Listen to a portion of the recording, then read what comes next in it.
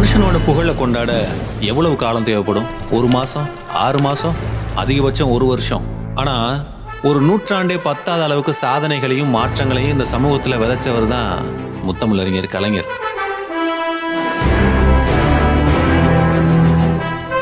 சமத்துவமே இல்லாம கலர் நிலமா கடந்த இந்த சமுதாயத்தை வெட்டி சீர்திருத்தி இன உரிமை மீட்சிக்கும் மாநில சுயாட்சிக்கும் போர்க்குரலா ஒழிச்ச அந்த ஓயாத சூரியனோட புகழை சொல்றதுக்கு காலம் பத்தாது.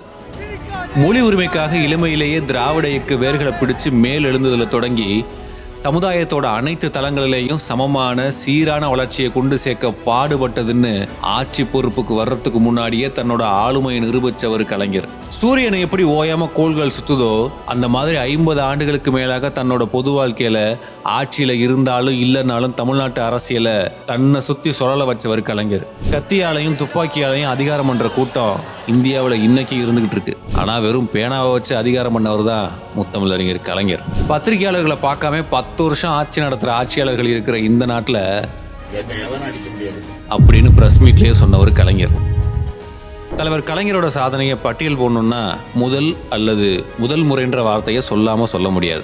இந்தியாவிலேயே முதலா பெண்களுக்கு சொத்துரிமை, ஆசியாவிலேயே முதல் வேளாண்மை பல்கலைக்கழகம், இந்தியாவிலேயே முதல் மாற்றுத்திறனாளிகள் நலவாரியம், இந்தியாவிலேயே முதல் முறையா அண்ணல் அம்பேத்கர் பெயர்ல கல்லூரி, இந்தியாவிலேயே முதல் முறையா குடிசை மாற்று வாரியம், இந்தியாவிலேயே முதல் முறையா விவசாயத்துக்கு விலையில்லா மின்சாரம்னு அடுக்கிக்கிட்டே போகலாம். இவ்வளவு பண்ண ஒருத்தர் தான் எனக்குன்னு ஒரு தனி வாழ்க்கை கிடையாது, ஒரு லட்சியத்தை மையமாக கொண்டு சொல்லணும் இயக்கத்தின் வரலாற்றில் நான் ஒரு பகுதின்னு சொல்லி சைலண்டாக கடந்து போனார். பள்ளி படிப்பே மறுக்கப்பட்ட அந்த பாமர மேதை தான் இன்னைக்கு இந்த தமிழ்ல சுயமரியாதையோடு நிமிர்ந்து நிற்க காரணமாக இருக்கார். என் உயரம் எனக்கு தெரியும்னு அவர் தன்னடக்கமாக சொல்லலாம்.